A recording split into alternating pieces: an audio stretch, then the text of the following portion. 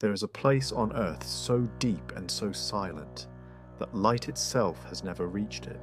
There are places on Earth that feel distant, and then there are places that feel unreachable. The Mariana Trench belongs to neither category.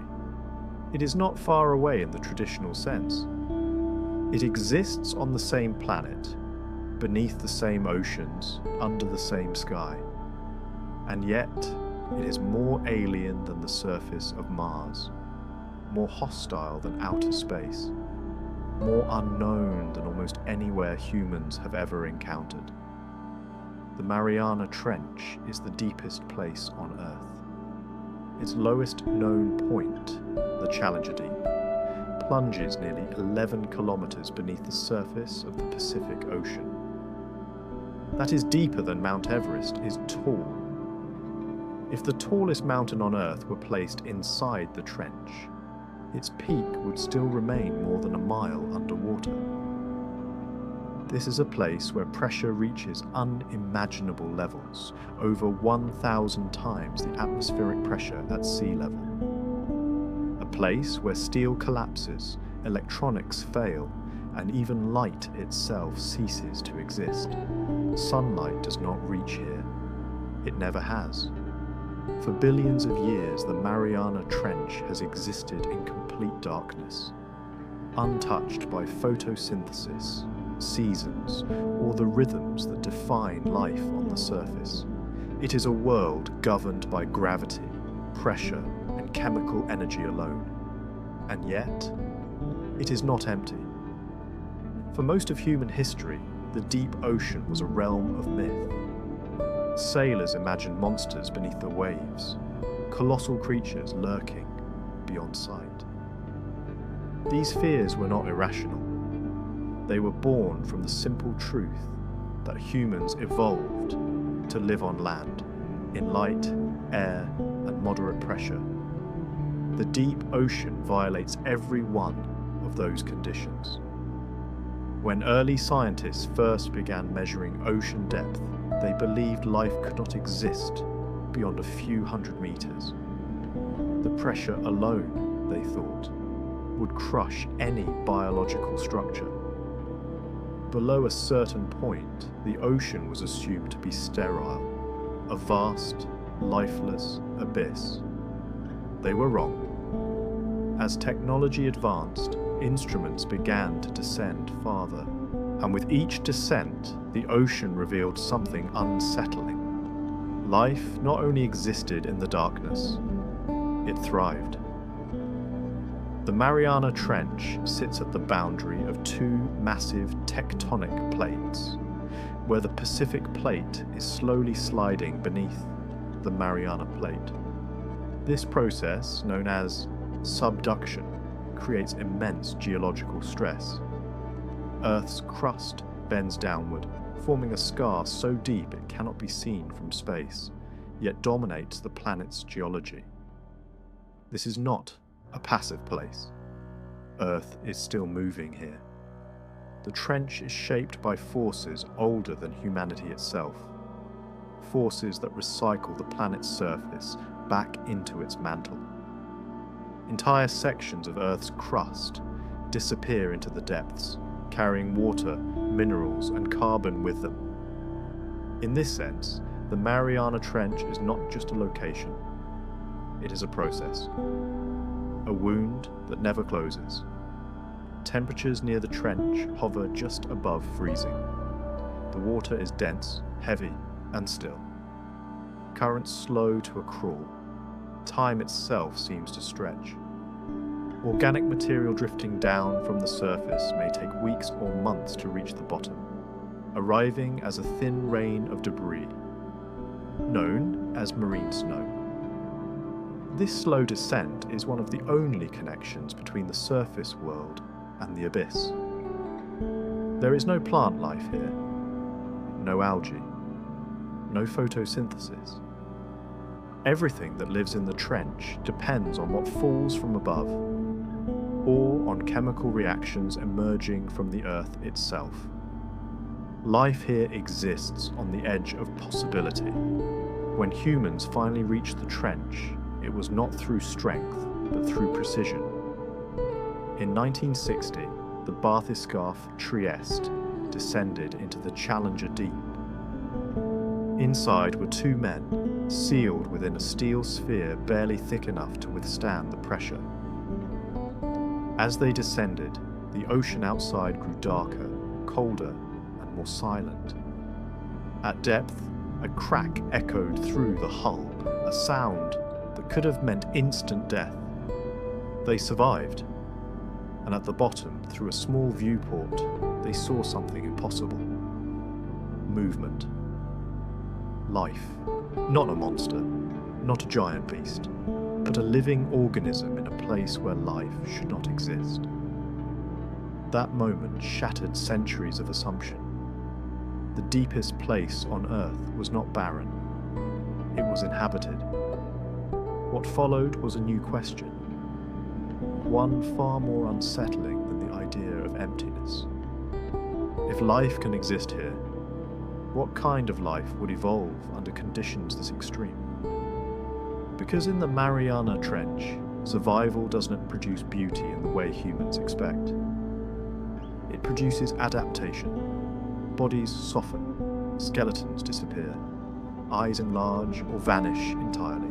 Skin becomes translucent, jaws expand, teeth curve inward like traps. Metabolism slows, lifespans stretch, hunger becomes constant. Down here, evolution does not reward elegance, it rewards efficiency. And the deeper you go, the stranger that efficiency becomes. This is only the beginning. Because to understand why creatures become more disturbing, more alien and more terrifying with depth, we must descend further into biology, psychology, and the limits of life itself. That descent begins next. Why creatures change as the world gets deeper. As you descend into the ocean, something fundamental begins to change, not just in the environment, but in the rules of life itself. At the surface, life is shaped by light. By day and night, by seasons, by abundance. But light fades quickly. At just 200 meters below the surface, sunlight begins to weaken. Colors disappear first. Reds vanish, then oranges and yellows. By 1,000 meters, the world becomes blue, then black. Beyond this point lies the midnight zone, a realm where sunlight has never reached. This is where evolution takes a different path. In the deep ocean, energy is scarce. Food is rare. Every movement costs precious calories. Under these conditions, survival no longer favors speed or strength. It favors patience, deception, and efficiency. Creatures here do not chase prey, they wait. Many develop enormous mouths relative to their bodies, capable of swallowing prey nearly their own size. In a place where meals may come once a month or once a year, nothing can be wasted. Others grow needle-like teeth that curve inward, ensuring that once something enters the jaws, it never escapes. Eyes grow unnaturally large, hypersensitive to the faintest glimmer of light. Some species abandon vision altogether, redirecting energy toward touch, vibration, or chemical sensing. And then there is bioluminescence. In the absence of sunlight, life creates its own. More than 90% of deep-sea organisms can produce light, not for beauty, but for survival. Tiny flashes lure prey closer. Pulses confuse predators. Glows communicate danger, attraction, or deception. In the darkness, light becomes a weapon. As depth increases, pressure becomes the dominant force shaping biology. Every 10 meters adds another atmosphere of pressure. At the bottom of the Mariana Trench, pressure exceeds 1,000 atmospheres, enough to crush a human instantly. Under such conditions, rigid structures fail. Fish bones soften, skeletons become flexible. Muscles compress. Cell membranes alter their chemistry to remain functional. Proteins change shape. Even DNA repair mechanisms adapt to constant stress. Creatures of the trench are not armoured, they are resilient.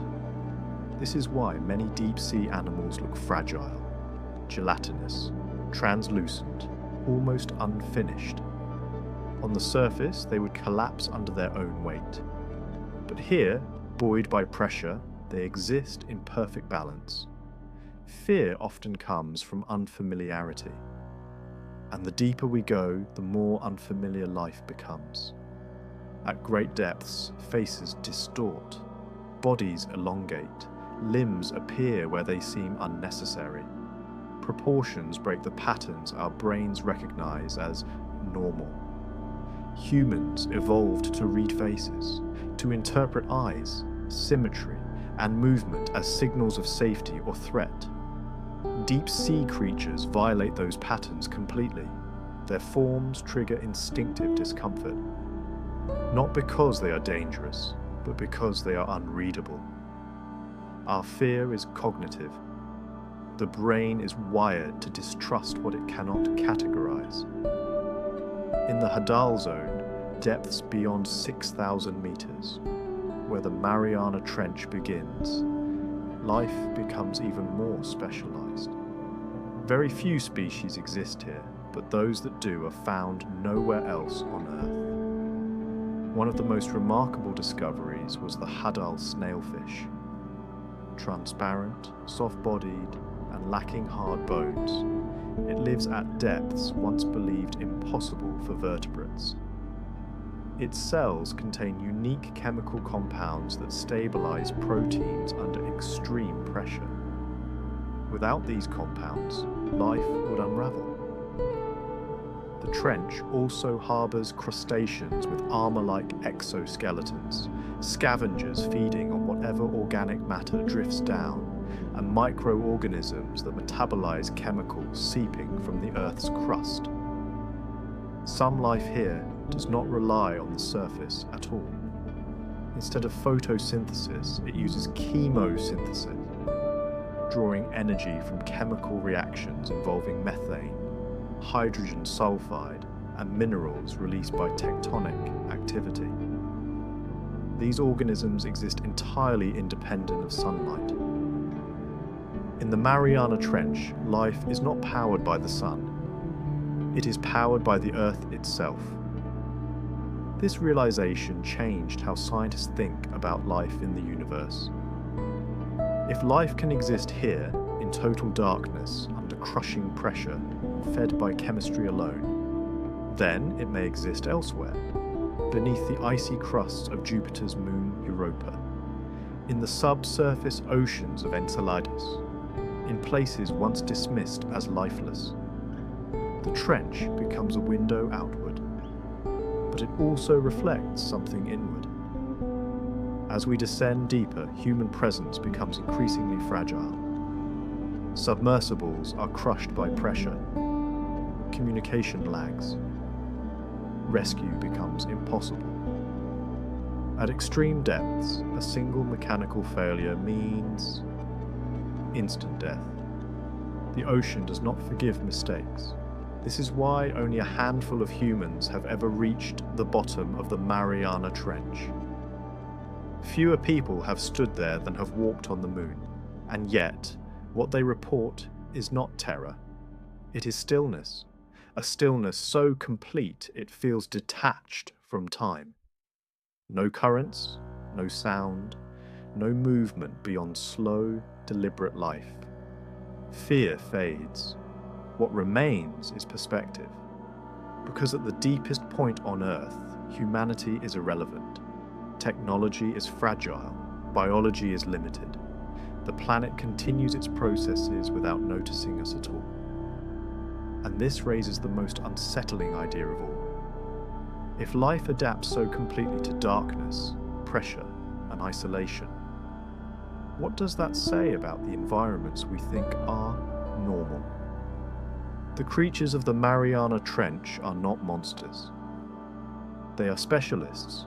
They represent evolution stripped to its essentials. And as we move into the final descent, we must confront the question that lingers behind every deep-sea image, every distorted shape, every glowing eye in the dark. Are these creatures frightening because they are dangerous? Or because they show us how small our world really is? That answer waits at the bottom. What the deep reveals about us, at the greatest depths of the Mariana Trench, fear slowly dissolves. Not because the place becomes safer, it does not, but because the mind reaches a limit. Human fear is built on anticipation, on imagination, on the unknown approaching us. But at the bottom of the trench, nothing approaches, nothing rushes, nothing surprises. There is no sudden movement, no chase, no chaos, only presence. In total darkness, the brain eventually stops searching for threats. There is nowhere left to look. What remains is awareness, stripped of distraction, stripped of scale, stripped of ego. This is why the deepest place on Earth feels less like horror and more like truth.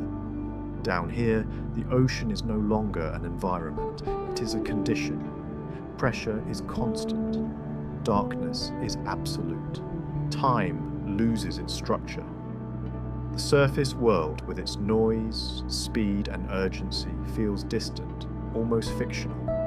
The creatures that live here do not know fear as we do. They do not anticipate disaster. They respond only to what exists in the moment. Hunger, movement, chemical signals in the water. There is no panic in the trench, only adaptation. And this reveals something uncomfortable about us. Humans associate depth with danger because depth removes control. We cannot dominate this environment. We cannot move freely within it. We cannot breathe here. We cannot see. Every survival instinct we rely on becomes useless. The Mariana Trench is not hostile. It is indifferent. And indifference is far more unsettling than aggression. In the trench, the planet reminds us that life does not require comfort. It does not require light. It does not require familiarity. Life only requires possibility and time. For billions of years, evolution has been running experiments in this darkness. Slow experiments, efficient ones, every unnecessary feature removed, every wasted movement eliminated. What survives here survives perfectly. This is why deep-sea creatures feel so alien. They are not unfinished. They are refined. They represent a version of life that has never needed beauty, symmetry, or speed. They exist beyond our aesthetic rules. And yet, despite their strangeness, they are fragile in one critical way. They evolved in stability. The deep ocean changes very slowly. Temperature remains nearly constant. Pressure never fluctuates. The rhythm of life is predictable. This is why deep-sea organisms grow slowly, reproduce infrequently, and live long lives. And this is where the future becomes uncertain. Human activity is beginning to reach even these depths. Deep-sea mining proposals target mineral-rich zones near trenches. Pollution, plastics, chemicals, noise, sinks downward over time. Even climate change alters the chemistry of the deepest waters. The trench has never needed to adapt quickly. Now it may have to. An adaptation at these depths takes centuries, not decades. This raises a question we are only beginning to ask. If the most isolated, most protected, most extreme environment on Earth can be influenced by human activity, what does that say about the rest of the planet? The Mariana Trench has always existed beyond our reach, beyond our stories, beyond our maps. And yet, its existence quietly reshapes how we understand life itself. It tells us that life does not move toward complexity for its own sake. It moves towards survival. It tells us that intelligence is not the pinnacle of evolution. Efficiency is. It tells us that darkness is not the opposite of life, but one of its oldest homes. And perhaps most importantly, it tells us that the universe does not need us to be gentle. It will continue regardless, standing at the deepest point on Earth. Even if only through machines and instruments, we are confronted with the same realization astronauts describe when they see Earth from space. Perspective. The surface world, with all its borders and conflicts, feels thin, temporary, loud. The trench reveals how much of the planet exists beyond human relevance. Not empty, not dead, just unconcerned. The creatures of the Mariana Trench do not become stranger as we go deeper. We do, because the deeper we descend, the more our assumptions collapse. About danger, about normality, about what life should look like. At the bottom of the trench, light has never existed, but life has, and that may be the most unsettling and humbling truth of all. The Mariana Trench is not a place of monsters. It is a place of limits. The limit of light, the limit of pressure, the limit of human certainty. Beyond it, the planet continues its work in silence. And whether we understand it or not, that work will go on. Humans at the edge of the abyss. For most of human history, the deepest parts of the ocean were not explored. They were avoided. Sailors crossed the surface without understanding what lay beneath. Depth was measured by rope, guesswork, and fear. The ocean was a boundary, not a destination. Even as technology advanced, the deep sea remained inaccessible. Pressure alone made it impossible. Darkness erased vision. Distance erased rescue. The Mariana Trench was not hidden. It was unreachable. When humans finally attempted to descend into the deepest place on Earth, it was not an act of curiosity alone. It was an act of defiance against physics, biology, and instinct. The first descent into the Challenger Deep in 1960 was carried out by the bathyscaphe Trieste. Inside its steel sphere were two men, surrounded by nearly 11 kilometers of water. As they descended, communication faded. Light vanished. The hull began to groan under pressure. At extreme depth, a loud crack echoed through the vessel. For a moment, they believed the mission was over, but the sphere held. At the bottom, they sat in total darkness, surrounded by pressure that could crush a submarine instantly. Outside the viewport, the seafloor stretched out, flat, silent, alien. And then something moved. Not a myth, not a monster, but life. That single observation changed everything. It proved that the deepest environment on Earth was not sterile. It also proved something else. Humans could reach the limit, but only briefly and at enormous risk. In the decades that followed, very few returned.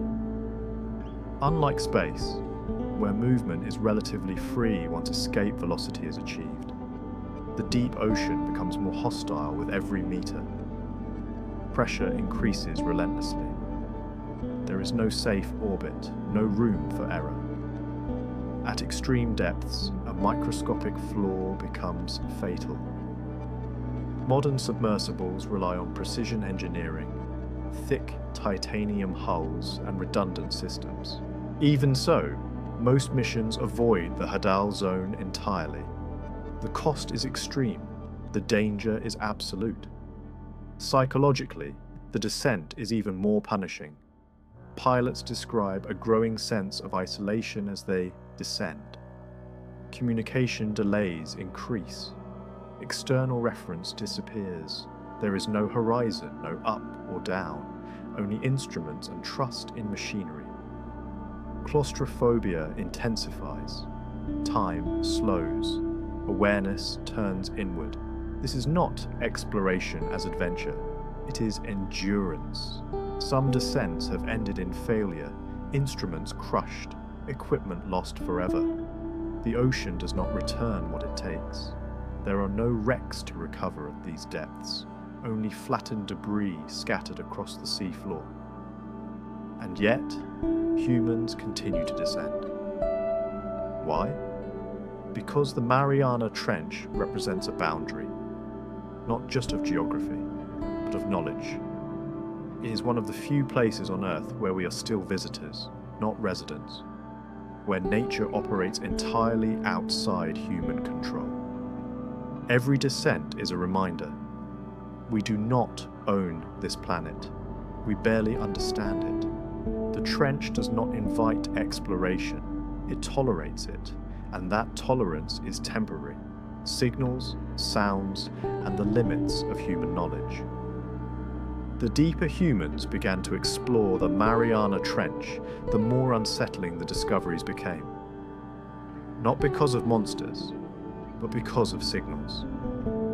The deep ocean is not silent in the way people imagine. It is quiet to human ears, but filled with low-frequency sounds that travel enormous distances. Whales communicate across hundreds of kilometers. Ice cracking near the poles sends vibrations through entire ocean basins. Earth itself produces noise. Tectonic shifts, underwater landslides, volcanic movement. As instruments were lowered into the trench, they began to record sounds that did not fit expected patterns. Slow pulses, irregular echoes, deep, resonant tones with no obvious source. Some of these were eventually identified. Distant earthquakes, collapsing seafloor sediments, the movement of massive water columns. Others remain unexplained, not because they are supernatural, but because the environment makes verification nearly impossible. At extreme depth, even sound behaves differently. Pressure compresses water molecules, allowing sound waves to travel farther and faster than near the surface. A single event, a landslide, a rupture in the crust, can be detected thousands of kilometers away. But pinpointing its origin is extraordinarily difficult. This uncertainty feeds the imagination. For decades, the deep ocean has been a canvas for speculation. Unidentified sounds like the famous bloop, recorded in the Pacific, sparked theories of unknown creatures. Later, analysis suggested ice-related origins. But the initial mystery revealed something important. The ocean hides scale. Events that would be dramatic on land become muted underwater. Massive collapses sound like whispers. Catastrophic movements feel distant. The trench absorbs energy without spectacle. This makes it dangerous in a different way. Humans rely on warning signs, sound, vibration, visible change. In the Mariana Trench, those signals are delayed, distorted, or absent entirely. A submersible may detect nothing unusual moments before failure. This is why exploration here remains so limited. Technology struggles not only with pressure, but with perception. Cameras capture only what their lights reveal, narrow cones of artificial brightness surrounded by endless black. Sonar returns shapes without context. Sensors provide data without intuition. And intuition matters.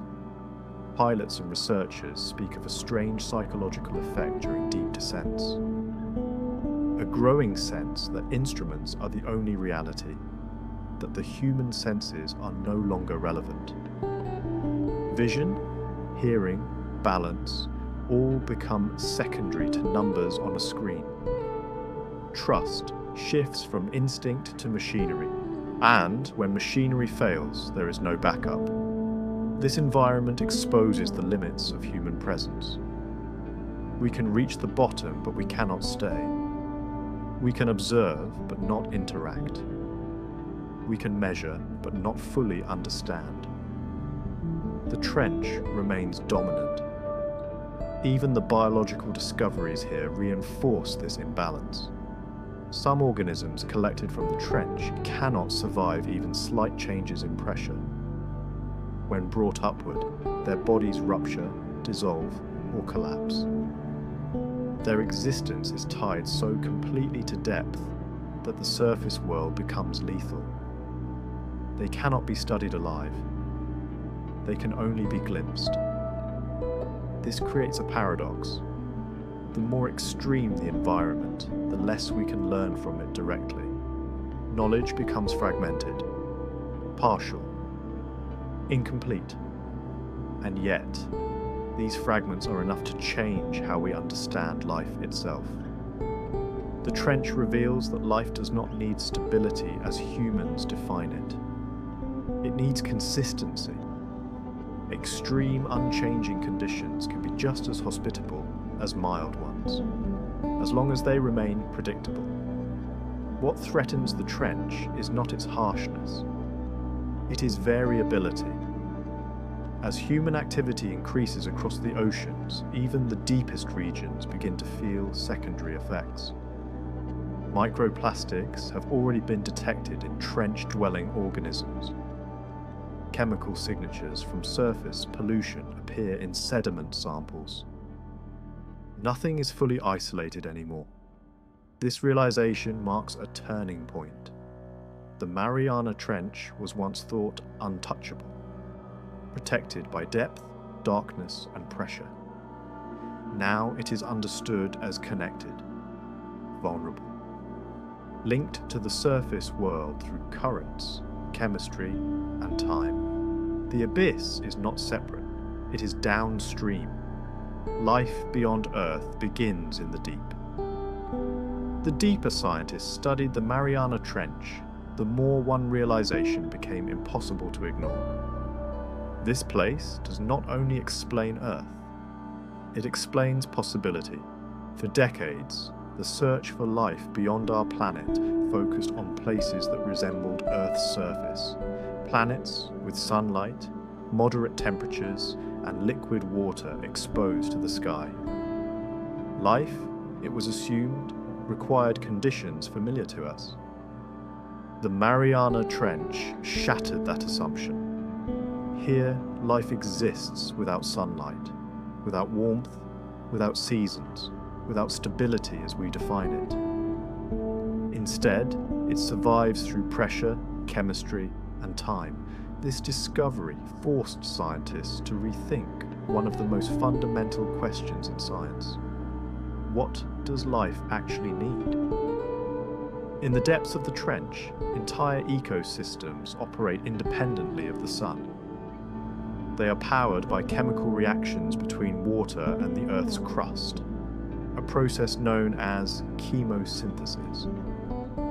Energy comes not from light, but from geology. This is not a minor exception, it is a blueprint. Because across the solar system, there are worlds that look nothing like Earth, but may look very much like the deep ocean. Beneath the icy shell of Europa, one of Jupiter's moons, lies a vast subsurface ocean. Tidal forces generated by Jupiter's gravity keep that ocean liquid despite the freezing temperatures of space. Scientists believe this ocean may be deeper than all of Earth's oceans combined. On Enceladus, a moon of Saturn, jets of water and organic molecules erupt into space from cracks in the ice. These plumes suggest a warm, chemically active ocean beneath the surface, possibly in direct contact with rock. These environments share critical features with the Mariana Trench: extreme pressure, total darkness, chemical energy, long-term stability. In other words, they share the conditions where life on Earth already exists. The trench becomes a model, not metaphorically, scientifically. By studying how organisms survive at extreme depths, researchers learn how proteins remain stable under pressure, how cell membranes function without collapsing, how metabolism adapts to minimal energy input. These are not curiosities, they are instructions. Life in the trench demonstrates that evolution does not need comfort, it needs continuity. If conditions remain consistent for long enough, life will find a way, even in environments humans would consider impossible. This reframes the search for extraterrestrial life. Instead of asking, "Where is Earth 2.0?" scientists now ask, "Where is chemistry allowed to run long enough?" In this sense, the Mariana Trench is closer to alien worlds than any desert, forest, or mountain on the surface. And it raises another unsettling possibility. If life can exist and persist in such extreme isolation, then it may do so without ever interacting with us, or with anything beyond its environment. Entire biospheres could exist unnoticed, silent, and complete, beneath ice or rock or pressure. Life does not announce itself. It adapts quietly. There is also a darker implication. If life elsewhere resembles deep sea life, it may be fragile in ways we do not yet understand. Stable, slow, highly specialized ecosystems are vulnerable to rapid change. Just as deep-sea organisms struggle when removed from pressure, extraterrestrial life may be easily destroyed by disturbance. Exploration itself becomes a risk. The Mariana Trench reminds us that knowledge has consequences. Every probe, every sample, every descent introduces disturbance into an environment that evolved without intrusion. This realization has begun to influence how scientists think about planetary protection, the ethics of exploration. The question is no longer just whether we can reach these places, it is whether we should. The deep ocean is not a frontier in the traditional sense. It does not invite settlement. It does not offer expansion. It offers perspective. And that perspective is sobering. The most resilient forms of life on Earth are not loud, fast, or dominant. They are patient, efficient, invisible. They endure by remaining unnoticed.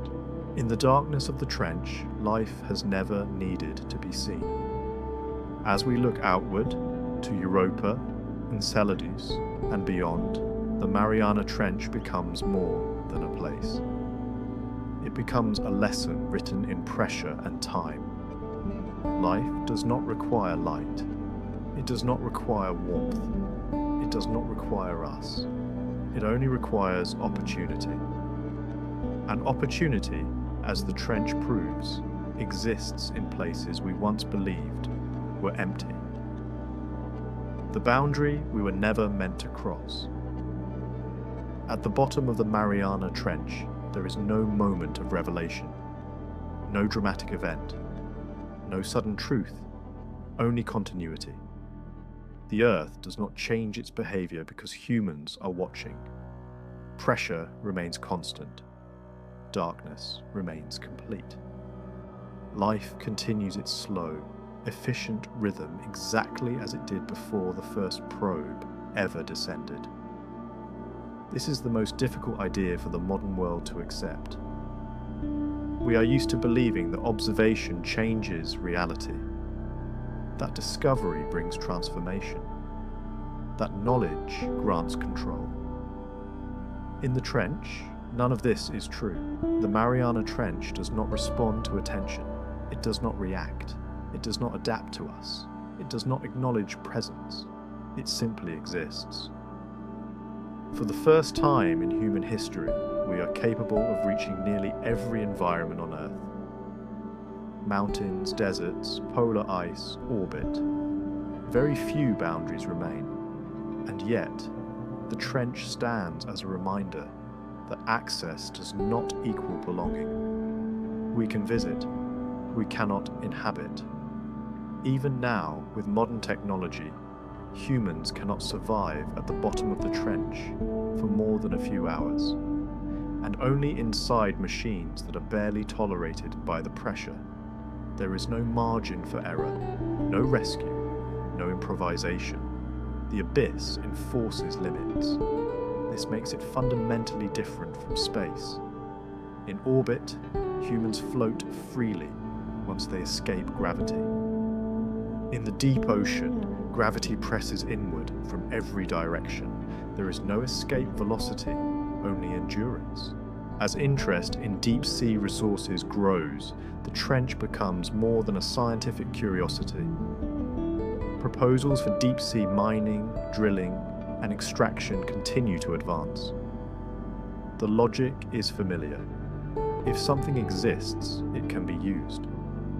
But the trench challenges this mindset.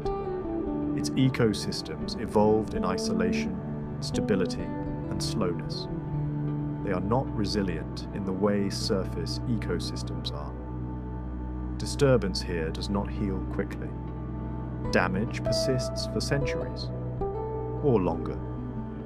This raises a question humanity has avoided for most of its history. Are all places meant to be used? Or are some places meant only to exist? The Mariana Trench has survived for tens of millions of years without us. It does not need protection to survive. It needs protection from us. The danger is not that the trench will disappear. The danger is that we will alter it without understanding what we are losing. Because what the trench represents cannot be measured only in species counts or mineral deposits. It represents restraint, a rare example of a place where the planet still operates on its own terms. In the trench, Earth reminds us that it is not fragile everywhere. It is powerful, ancient, and indifferent, but it also reminds us that power does not imply permission. Silence does not mean absence. Depth does not mean emptiness. Darkness does not mean lifelessness. The creatures that live here do not know they are extreme. They are simply adapted. They do not fear the dark. They do not seek light. They exist exactly where evolution placed them. Humans, by contrast, are visitors everywhere we go. We adapt quickly, but not deeply. We move fast, but not carefully. We understand systems only after disturbing them. The Mariana Trench exposes this imbalance. It shows us a version of Earth that functions without visibility, without speed, without growth. A version where life is not optimized for expansion, but for persistence. And perhaps this is its final message, that not every mystery needs to be solved, that not every boundary needs to be crossed, that some places gain their meaning precisely because they remain beyond us. At the deepest point on Earth, light has never existed, and yet life has endured. In a world increasingly driven by illumination, noise, and acceleration, the trench offers a counter-example. A reminder that survival does not require dominance, only balance. The Mariana Trench will continue long after human attention shifts elsewhere. Pressure will remain. Darkness will remain. Life will adapt quietly, as it always has. The only question left is not what exists down there. The question is what kind of species we choose to be when faced with a place that does not need us at all.